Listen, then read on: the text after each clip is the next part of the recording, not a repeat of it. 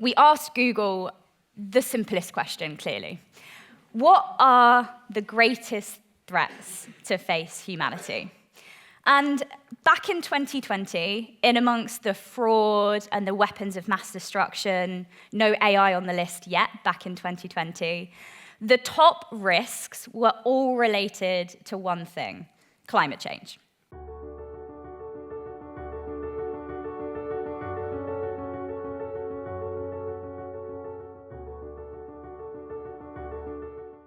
So I absolutely, if it wasn't clear from the introduction, love science. For me, it's about the learning, the creativity, the patterns. And the rickety old science stalls and the kind of leftover smell of the gas from the Bunsen burners in your school lab, although might bring trauma for many of you, for me was absolutely my happy place. So I love science so much that I spent my early career learning as much as I possibly could about the discipline. About 5 years ago, I was in the thick of my PhD, doing experiment after failed experiment. And this love for science was really dwindling. I was learning more and more, but real-world impact just felt slightly out of reach, and I'm pretty impatient. So I then had, at a very similar time, the opportunity to take part in a program that allowed us to take some time out of the lab and to really zoom out and think about how we would solve some of the world's biggest challenges. I did that with a multidisciplinary, cognitively diverse team of biologists, chemists, physicists, and we probably started, as many of you may expect a group of scientists to start. We asked Google the simplest question, clearly. What are the greatest threats to face humanity? And back in 2020, in amongst the fraud and the weapons of mass destruction, no AI on the list yet, back in 2020, the top risks were all related to one thing: climate change. So let me take you back to the school lab just for a second. Climate change has become a political football, and I don't think many of us remember the core science behind it. So imagine that this room is planet Earth, and the walls around us are the atmosphere and the gases that make up our atmosphere. Imagine the lights above us are the sun. So the lights, the sun, shines down onto Earth. It reflects back, and these gases in our atmosphere absorb this. They're greenhouse gases, and this is the greenhouse effect. And this is a really good thing because it makes planet Earth habitable. However, the more we burn fuel, fossil fuels, gas, coal, oil, the more gas, greenhouse gas, is released into the atmosphere. The more heat is absorbed, the walls essentially get thicker and heat can't escape our planet. So for us, it was fairly simple. The concentration of gases are increasing, the Earth's temperature is rising, and that becomes a huge problem. Many of you know the detrimental impacts of climate change. The Earth heating causes ice to melt, which causes the sea levels to rise. Extreme weather is becoming an absolute norm. So floods, droughts, heat waves. Food systems are collapsing, and animals and plants just can't adapt and keep up.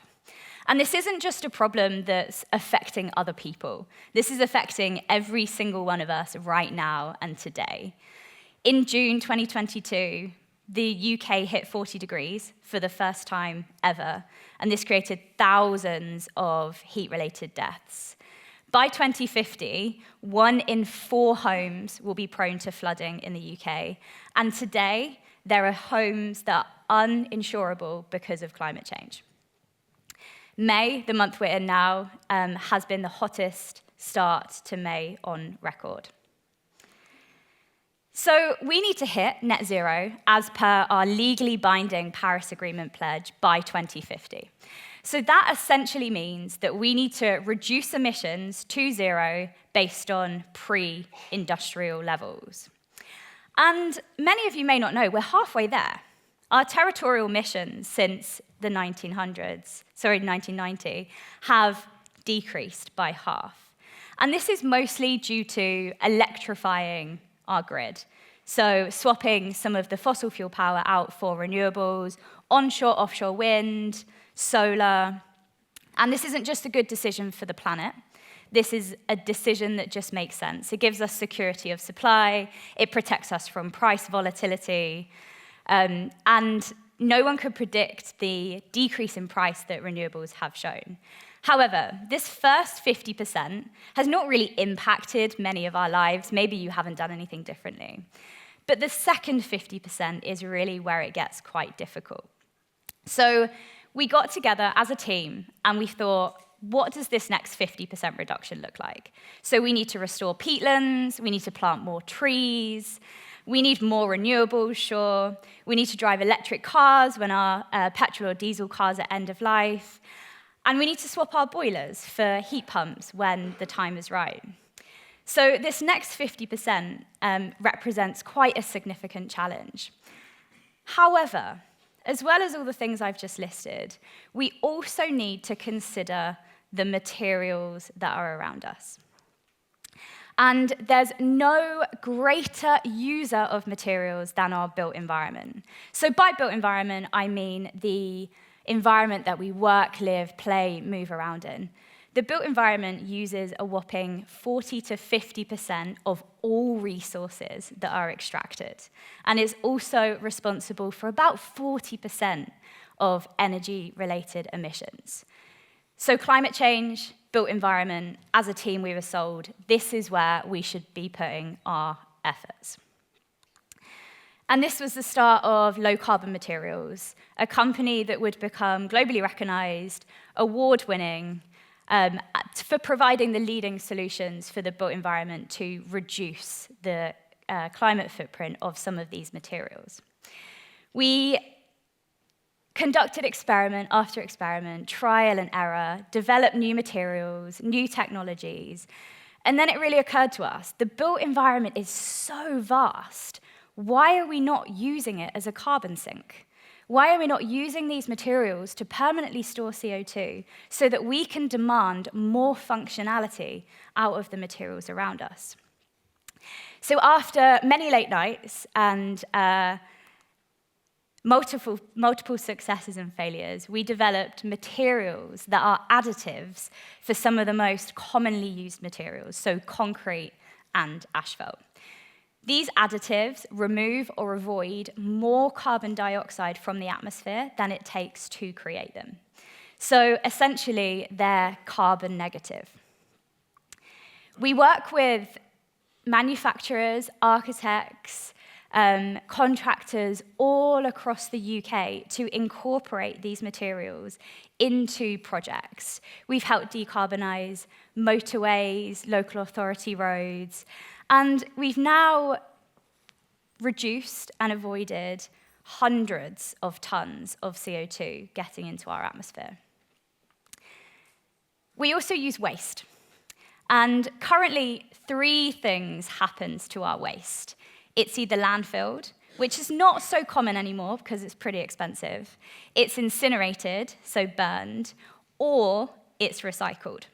Of local authority collected waste, 50% of our waste is incinerated, so burned.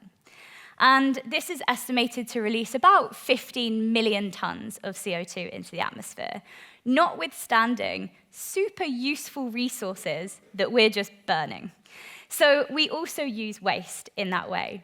It's important to say that many incinerators in the UK are what's called energy from waste plants. So we do generate some heat or electricity, but research has shown that it's one of the dirtiest ways that we generate electricity in this country. This problem, the climate change problem, is vast and it's complex. And we are not resting, along with multiple innovators all across the world, to try and make a difference. But It's really difficult. It's really hard to change a system that's been the same for so long. This is Newton's second law of motion, and it's one of the most famous equations. It's the measure of an object's resistance to acceleration, so resistance to change. And it just so happens that it's the perfect way for me to tell you about challenges that companies like us face. So F, force, M, mass, and A, acceleration. Let's take mass. Let's pretend that this is the inherent inertia of these sectors. So this could be sunk cost, current infrastructure, the current supply chain, the policy and regulatory landscape that's quite opaque. And then let's take F, which is the force, the drivers for that change. So this could be social pressures, finance, could be new technologies, or it could be really clear policy. So you can imagine that in situations where you've got a really big M, you've got a really big sector not wanting to change, your F, your drivers for change, need to be really, really significant. It's really easy to become despondent about this. For us as individuals, what can we actually do? Well, for a start, there's a really rich history debunking that individuals can't make change. However, I'm not suggesting that we need to become the next Einstein or Attenborough, but we absolutely do need to rise to the challenge. Because the challenge, climate change, doesn't care that perhaps we're a little bit busy. It doesn't care that we're perhaps a bit despondent or we're not well informed. And it really certainly doesn't care what year we're in any given political cycle. It's going to do its thing, whatever we do. So it's widely accepted that the planet has hit 1.5 degrees of warming, which was the target in the Paris Agreement. And supporting technologies like ours and the one that I've shown you today will release and enable gigaton of CO2 removal from the atmosphere. If we want to reverse the changes that we have done to the planet in terms of greenhouse gas emissions, we need to remove thousands of gigatons. And just to give you an idea, the mass of all the animals on planet Earth, excluding humans, is about a gigaton. So we need to remove the mass of all the animals 1,000 times to get back to pre-industrial levels. The girl on the rickety science bench or in the lab late at night doing experiments really, really did not anticipate to be running a climate tech company or be in this position at all. So whether you're an entrepreneur, you're an innovator, you're an enabler, or you're a cheerleader, or perhaps all of the above, there's absolutely something that we can all do to support technologies like this. Or the power in who we work for, who we vote for, and who we spend our money on. Because, after all, we're the first generation to feel the impact of climate change, but we're the last generation that can do something about it. Thanks.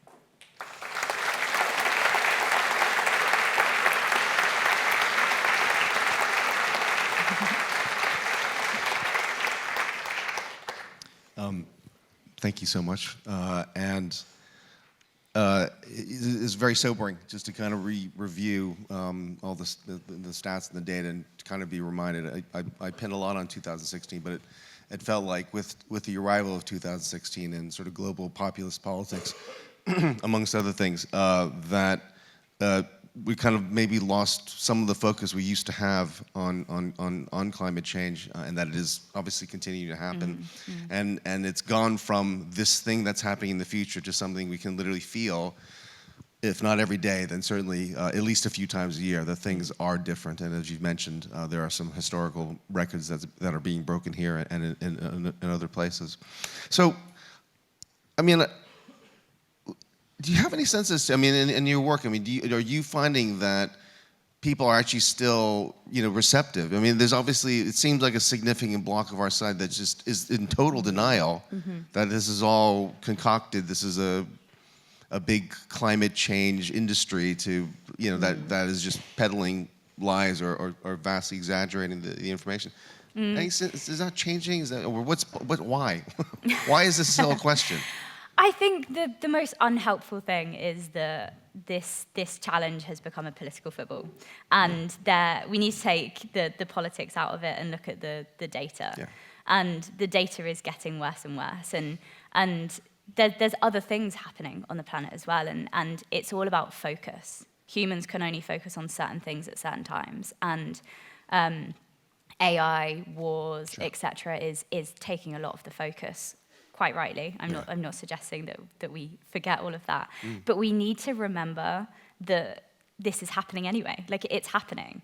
And there's a lot of despondency, as I said. There is a lot of despondency because it's become political, and it's, how do I need to change my life? This person's telling me again and again what I need to do, and there's a cost of living crisis, and they don't understand. Sure. So it's taking it back to the data and really figuring out what small changes can we make. And how can we move the dial with some really cool technologies that are out there? My next question is something totally different, but it's, in some sense, I mean, since I got here, there's been this sort of, this whole thing about, things spinning out of universities and becoming, commercially, successful. And in some sense, you've lived that dream, particularly for Durham, but I'm sure you've been examples to other unis and other scientists and others to have done that. So I guess, to sort of answer the question of the great doubter of the startup competition the year you were in it, what do you feel that you folks have been able to do to get traction in this famously conservative industry? I think I would have agreed with that judge at the time. Yeah. I mean, you're looking at 3 students with no money, and you're going, they don't have a chance. Like, what are they going to do with some of the largest companies? So I would somewhat agree. Yeah. Great validation, by the way. I think Julian's. You were listening, clearly. Yeah. But I think what we had is we worked with the market. We really understood. So the construction industry, like, we all need to make sure that F in the F equals MA is as powerful as possible. And some of the ways we do that is policy. So I now work with the government to advise on what policy should be in this area. So just like Elon Musk. No. Sorry. Little joke. Don't hit me, please. Exactly. Yeah, exactly. And really talking to the customers, so that this is a sector that doesn't like change. Quite rightly, like, we demand that our bridges don't fall down. We don't like trying new things because what's done is good. But it's finding those little projects here and there that are willing to try out new things. It's making sure that we've got the data to back every single thing up. And then it's working with the true pioneers. So we just decarbonized the M11 with the support of other technologies with national highways. So it really is possible, but it's hard. It's difficult. No, I'm sure it has been. Natasha, thank you so much. Thank you. Great to see you. Thanks.